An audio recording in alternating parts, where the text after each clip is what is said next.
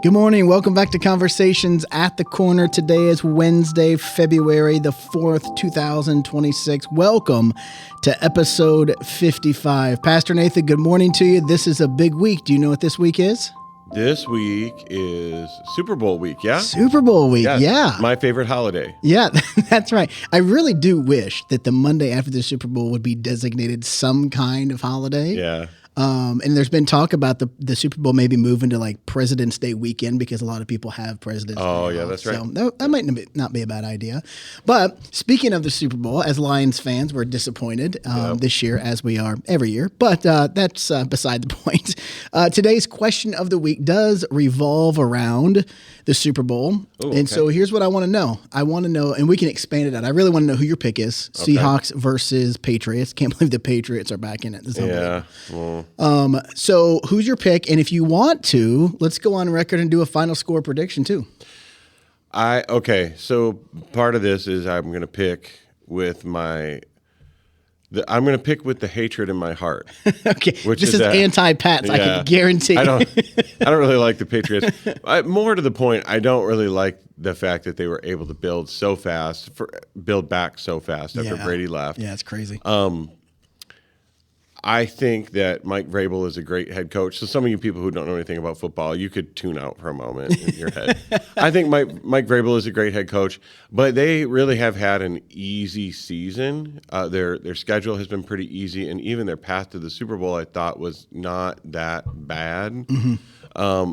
So in my heart, I really hate them, and I want them to lose. But I also actually think they probably will, because the Seahawks look like a really good team with a crazy defense. Yeah. And they also look like a team that has I watched that game against the Rams, and they looked good. They looked like a team I was pulling for the Rams, but yeah. Seahawks look scary. So I'm going to pick Seahawks over Patriots. For a score, I will go with 31-24. That is uncanny, and I'll tell you why. So, I am stunned about the Patriots this year because last year they went 3-14. Yeah. Got a new coach, which they needed, and then they flip it around and go 14-3 this year. It's stunning to me. So leading up, I knew I was going to ask you this question. So earlier today, I was really leaning toward picking the Patriots because they're the Patriots. But I think I had decided I'm going to go the other way, and I'm going to go Seahawks too. And I was going to pick 31-24. Oh, really? I was. But since you picked it, I'm going to change. I'll pick a different score. Oh. I will go, I'll say 28-20. 28-20, I'll say. Okay. Yep. 28-20 Seattle. Is my pick. So I guess we'll see. But Super Bowl is always a great weekend. Looking forward to watching the game, and hopefully it's a good game regardless. I guess I don't have a dog in the fight. I don't really care. Yeah, not really. But hopefully at least it'll be a good game. Yeah, it's wild that Sam Darnold is in a Super Bowl. Yeah. That's the fun thing to me. And I can't believe both of us just picked him. Yeah. So, but anyway, we're beginning a new month today, February. Yep. And so we have a new focus, new topic for the month. So why don't you take us into the topic for the month and then go ahead and just kick us off on today's thought? Sure. So this month's topic is going to be finances. And one of the reasons that when we picked this, we talked about what we were going to do. One of the reasons behind it is that our financial peace class has been starting on Wednesday nights. Yep. We have quite a few people going to that. Jacqueline and Chris Wallace are leading it. And so I think that's a really great opportunity for people in our congregation to think about their finances and plan. I have not gone through that course material myself. Oh, it's good. I've done it. Yeah. Times. Yep. But I thought because we were doing that, it would be really fun to just talk about some financial subjects, because there's a lot of people in our church who aren't going to that class, and it's still helpful for them to think about some of those subjects. Yeah. So I want to start off with kids and money. So basically the idea here is that as adults, we can really instill certain values into our children. And there's a couple different ways that we can do that. Now, I know that for me and Olivia, we are both naturally kind of frugal people. I don't want to speak really for Olivia or where she gets that from, But I know for me, my family that I grew up in was generally pretty frugal. It's not that we didn't ever do anything, but not big spenders, pretty solid with their money, that type of stuff. Yep. And so I think even though I had to learn some hard lessons when I, became an adult, that model helped me. Yep. So let's talk about kids and money. Here's the first subject that I'll ask about, and maybe you can tell me what your experience with it is. Kids and allowance. Okay. Did you have an allowance when you were a kid? Or do you remember what was it? All that type of stuff. Yeah, I think I did. Probably like upper elementary and middle school type. But I think when I get into high school, I don't remember getting an allowance. Yeah. At that point, I couldn't tell you how much it was or how often I got it. I don't know if it was $20 a month or $10 a week. I don't remember.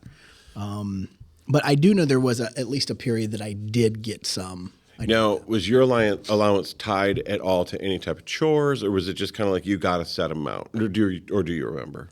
Well, I don't think my mother would not have been the type of mom that just said, "Here, you get $10 for breathing," which some parents do. Right. And I guess that's up to them. I don't think that's probably sets a good precedent for you to do that. But Yeah.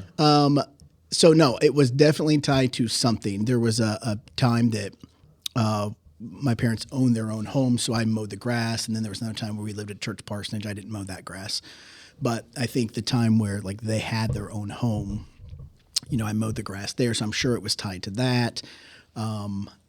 Probably certain other things too. I don't remember, but Okay. that's about as well as I can remember that. Yeah, I think that the case. So let's just kind of back up for a moment because I don't really remember either. My mom, if you're listening, you might correct me. Hey, Debbie. Yeah. Thanks for listening. Yeah. So you can correct me if I'm wrong here. I don't remember having my allowance tied to specific chores. Okay. I do remember that I had one.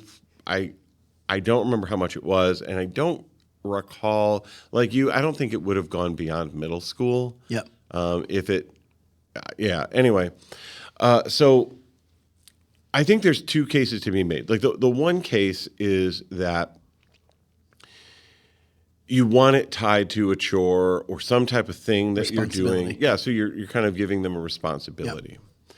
The case for not doing it is that you want them to be able to have some minimal amount of money that they just have to be responsible with. Yep. And so it's not really tied to a chore. They're too young to really earn money. That's when you're talking about elementary age kids and things like that. I think one way you could do it is a hybrid where you say you get a baseline allowance of $5 a month. I don't know, whatever. You can make up your own number. And then it can go up to $15 a month if you do X things. Like an incentive-based thing. Right. But then the other end of that is like, it's so frustrating to me. I hate this subject in some way because the other end of that is you want them to be able to do things around the house without a reward structure so that they can simply learn that they're a part of the house and that, like when I do the dishes or the laundry, nobody's paying me anything to do it. Probably nobody even says good job or thank you. Right.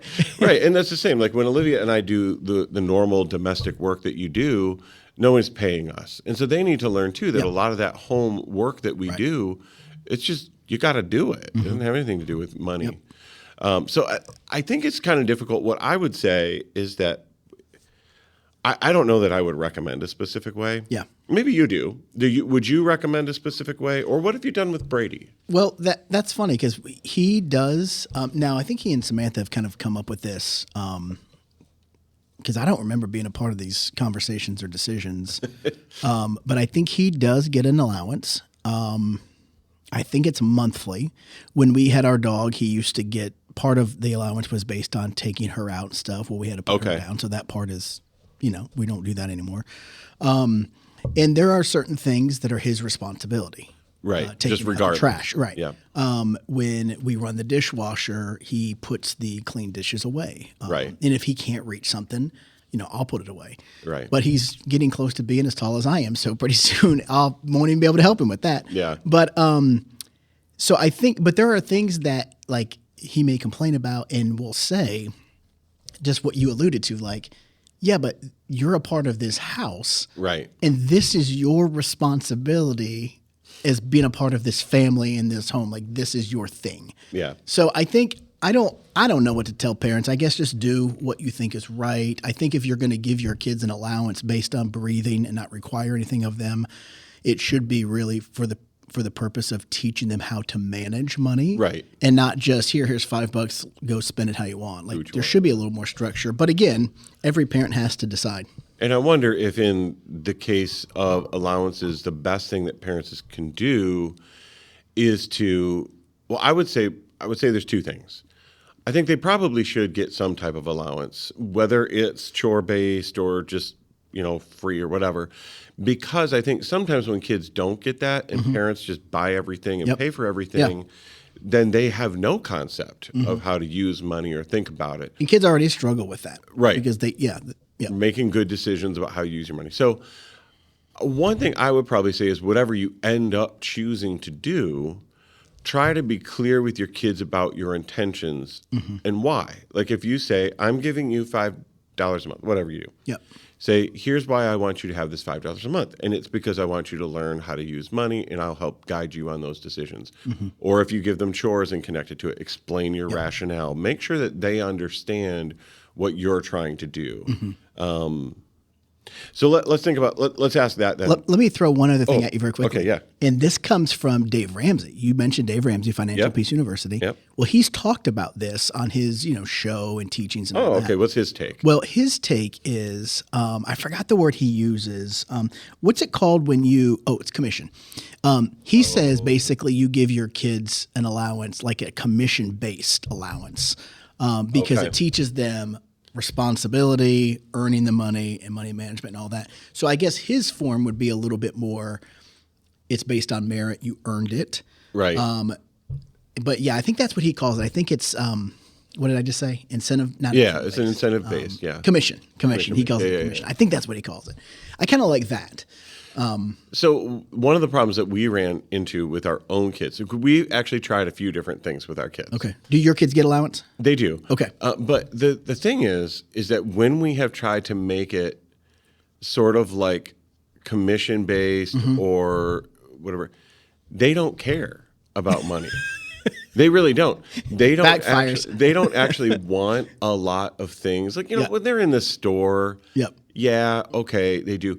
But one of the key things about our kids is that when they watch like TV, they watch Netflix, and there's like a couple ads. But when you and I were growing up, if you watch cartoons or whatever, you were just getting ad after ad after ad. So they're always a toy or a thing that you wanted. Yeah. They don't have that very much. So they don't come up and say, oh, I really want this thing. They don't beg me for it. And then when they get money for Christmas and their birthday, and they're able to, they spend that. Yep.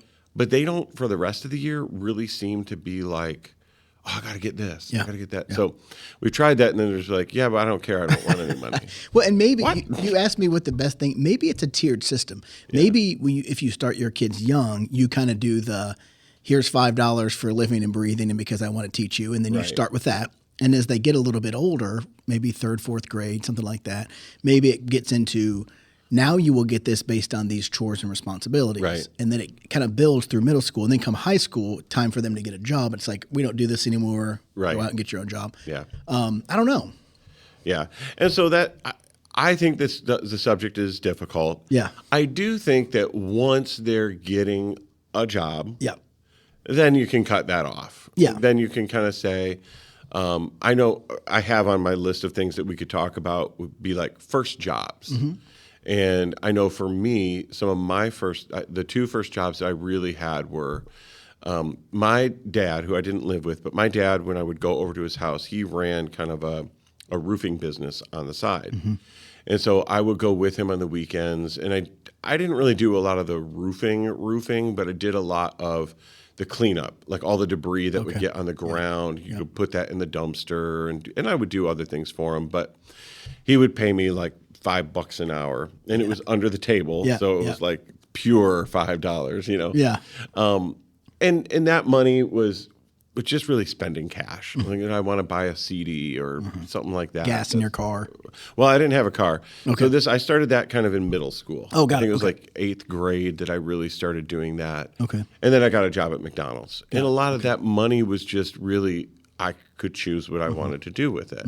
So let me ask this question. Yeah. If a parent is giving a child an allowance, what do we think about, should they let the child be able to spend freely, or does the parent direct and control some of those decisions? So I'll give you an example. Graham, this isn't his allowance, but he got some Christmas money, and he found like these weird tank toys that were on Amazon. I don't even know how he found them, but he found them, and they were like $50, and we were just kind of sitting there going, I don't know that this is the best use Yep. of your money. So you struggle, though. Do you let him spend the $50 on this thing because he really wants it? And then if it's disappointing, it's Yeah. disappointing, and Natural that's consequence. life. Yep. Because I've bought things that I've been disappointed in. Yeah. Or do you really kind of push him and say, hey, bro, don't do this, you know, or I'm not letting you do this. What do you think? How do you work There was that? something that Brady wanted to buy within the past couple months that was, I thought, ridiculously expensive. It was a small thing, and it was like $100. And I think I just told him, you're not gonna buy that. Yeah. And it was money that he had either earned or gotten through Christmas or birthdays or saved, stuff like that. So really, it was his money to do with what he wanted. But Right. try to, in an effort to try to protect him from making a bad choice, I told him, you're not gonna do that. There are other times that like he wants to spend something, and we'll say, well, we have a vacation or a trip coming up in X amount of weeks or months or whatever. You need to save some for that trip in case Right. you want something. So I kind of go back and forth. If it's, let's say $50 under, I might say, well, it's your money. I don't think you should, but you can. Yeah. But if it's more than that, I might be a little bit more likely to be Step like, in you're and not see gonna what's do that. going on. Yeah. And maybe that's just a case-by-case basis. Now, another question tied to allowance that we haven't talked about is some parents I know really direct their kids to divide it up. Let's say you got $10 and they say, okay, $1 is going to be a tithe. Yep. Maybe you put $2 into savings or whatever, and then you can spend the other $7. Yep. Now, have you done that with Brady, or what are your thoughts on that? I think it's not a bad idea. We haven't done that with our kids, but I think it's okay. Yeah, I think it's a good idea. I don't think that we've done anything like that. We do talk about tithing and do expect him to tithe on like earned money. Now, Christmas money, birthday money, I don't have him tithe on that. I don't tithe on that because I feel like that is a gift. It's not money that's earned. If you were to buy me a pair of shoes that were $100 and then somebody else gave me a $100 bill, those are both gifts. Well, Right. I don't tithe a On the portion shoe. on the shoe. Right. So You don't cut off a lace and put it in the offering table. a tenth of the shoe. That's right. Yeah. So I feel like gifts that are monetary are gifts, and you don't need to tie them. There are others that would disagree, and that's fine. No, That's the just- government disagrees. Yeah, well, I disagree with them on a lot too. So, but the other things, I know that Brady worked with one of his older brothers last summer and earned some money, and the first thing was how much of that is tithe. Yeah. And so, that was a teaching moment of, well, this is how much it is. And I don't remember exactly that conversation, but he did it. And it a couple weeks ago, we got giving statements for the end of the year. So it was cool to be able to, He got one, yeah. that he got one. And, it wasn't a lot of money, but he didn't have a lot of money to give or tithe. Right, So, right. but still to go, hey, throughout the last year, you've given this obediently to the Lord. So, yeah, I do think those tithing conversations with your kids need to happen early and often. Yeah. Because they need to know that that's not theirs; it's actually God's. Yeah. An allowance or earned money is a great way to do that. Yeah, yep. So let's talk about some other things. So we've talked a lot about allowance. We've talked a little bit about jobs. What are some other ways outside of allowance that we might communicate some good money principles to our kids in everyday life? How do you and Sam talk about money to Brady, like about your own money or how you spend, or does that happen, or how does that work? We don't talk to him a lot about our own personal finances. Okay. Good, bad, or ugly, because I think some parents do that in front of their kids, and it creates unnecessary stress for their kids. Yep. That hey, mom and dad are tight or struggling with so we don't do that. Yeah. We do try to talk about tithing. We do try to talk about giving. We do try to talk about the provision and blessings of God financially. So there are those things. I think the importance of also teaching our kids the biblical thoughts of money. What does the Bible say about money? Right. And so I think, is money evil? No, money's not evil. The love of money is evil. Right. Generosity and tithing and giving, I think those things are important. Another thing that I think is important, I touched on it a little bit earlier. Let me touch on it again. Dave Ramsey has a Financial Peace Junior Edition. Oh, okay. That I really think that like when our kids hit like middle school, high school, I think will be awesome for them to go through either like at home with their parents or in school. Yeah. Or in youth group or Yeah. something Yeah, like could that. I do think that. that would be a really cool thing. Yep. Yeah. So one thing I was thinking about, so like we don't tell our kids this is how much we earn or this is what's in our bank account or anything like that. We don't do stuff like that. We do try to help them understand certain things about our work. So for instance, some people know that our house is kind of split in two, and half of it is an Airbnb and the other half we live in. So we've really tried to instill in them this idea that when we go over and we clean the Airbnb or people are coming, their behavior, like, we say to them, like, you can't run up to the door at the Airbnb, and like bug them or something like that, And we try to tell them that's because this is all a part of how we earn money, and it's all a part of how we pay for our mortgage. Like we don't tell them how much our mortgage is, but we've explained to them how it works. And so this is how we pay our mortgage, and this is how we buy food, and this is how we do all these things. And we will talk to them in some general ways. Like sometimes they'll be like, I think one of them wanted to go to Disney World or something like that. And we were like, well, that's kind of expensive. Yep. You know what I mean? Like right now that's not in the budgetary plan. And we didn't tell them this, but we're just waiting until they grow disinterested. That's my plan for how to save money on Disney World. Well, listen, let's hope that your kids aren't listening when I say this, because I will say every kid should go to Disney World at least one time in their life. I know. I went to Disney World too. I think I was in fourth or fifth grade, somewhere in that range. Have you been since, or is that it? No, that was the one time. Okay. And it was fun. But yeah, I mean, they don't pressure and ask, again, because they don't get a lot of ads or anything like that. But we have tried to explain to them, at least in general terms, without getting into specific numbers, like, hey, we really can't afford to do that kind of vacation right now. Yep. And we have we try to explain in general terms so that they know that adult life consists of these kinds of decisions. Yep. How am I I've got so much money. What am I going to do with it? How am I going to use it? Yep. And that type of stuff. Yep. So, and we do other little things. Like when we take them to the grocery store, we have tried to teach them to like compare prices. Look at, like they want to buy cereal. And I will say, well, this box of cereal is really expensive at Aldi. This one is only $2. Yep. You can have the $2 one. It help them to understand. Yeah. You can't just grab stuff off of a shelf and throw it in your cart. You actually look. We did that before the snow a couple weeks ago. Brady and I went to the store, and I said, all right, Brady, we got to get a couple things. I said, I got $70 in my wallet. I said, so what I need you to do is when we get something, we'll ballpark the figure. Right. You just need to keep a running tally in your mind. Yeah. And so, if it was like, let's say $3.50, we would just round it to like $4 because that tax and all that. So I had him do that, a similar thing, just not long ago, a couple weeks ago. And I think that's good because that was when I went to college. So when I went to Kingswood, which is in New Brunswick, Canada, and it's this tiny, tiny town, I didn't have anywhere to go or spend my money on, really. I mean, I didn't have a lot of money. But when I went to Moody, which is in Chicago, I had a small job helping a quadriplegic man get into bed every night. And so I had like a little bit of petty spending cash.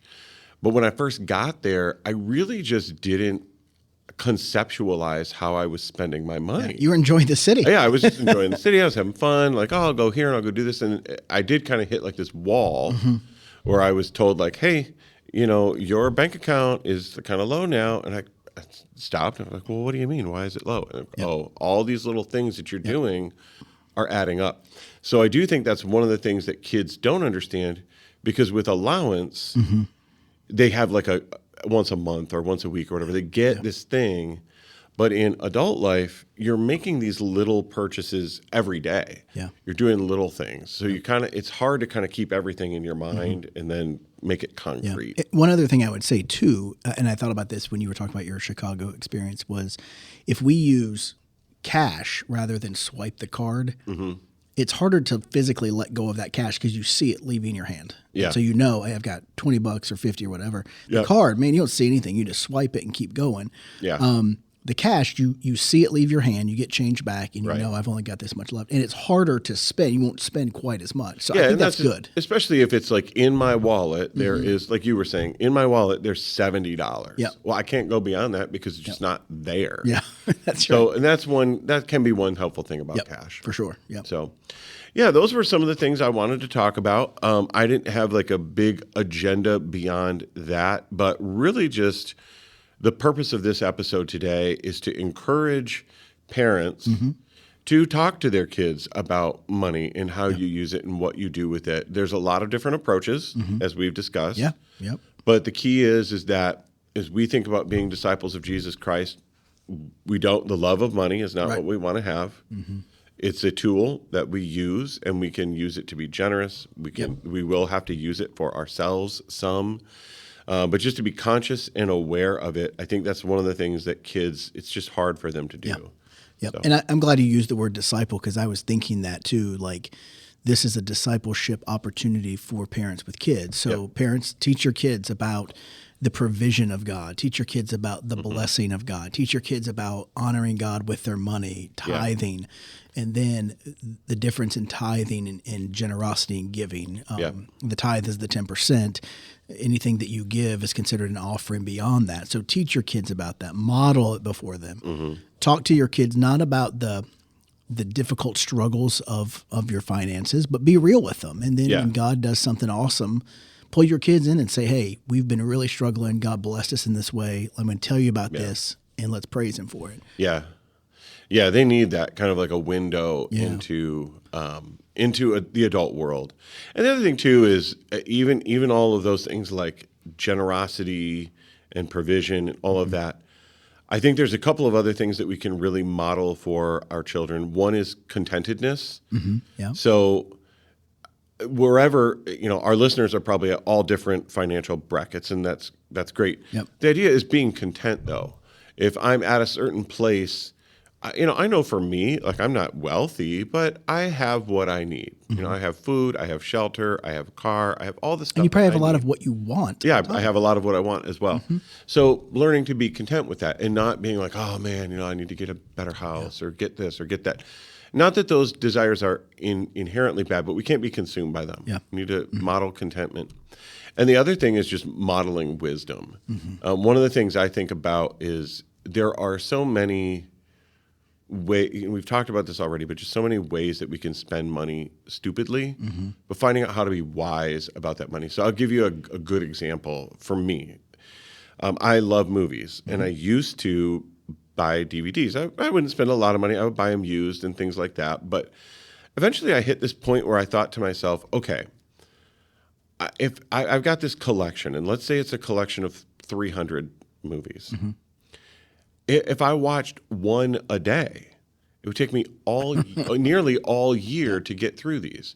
And that came to the realization that, wait a second, like I have these, but in reality, I'm probably not going to watch every one of them that many times. No, some of them, maybe I will watch a lot, and maybe they're worth having.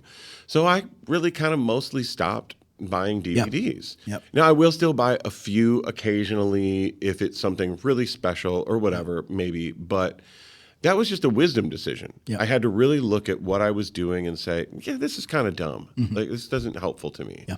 And I think kids need that modeled too. Yeah. We've got, a stack of DVDs in the little zipper case thing. Yeah, yeah. But how many, I can't tell you the last time we actually bought a movie. Yeah. Like we just haven't bought one in a long time. Years, probably. Yeah.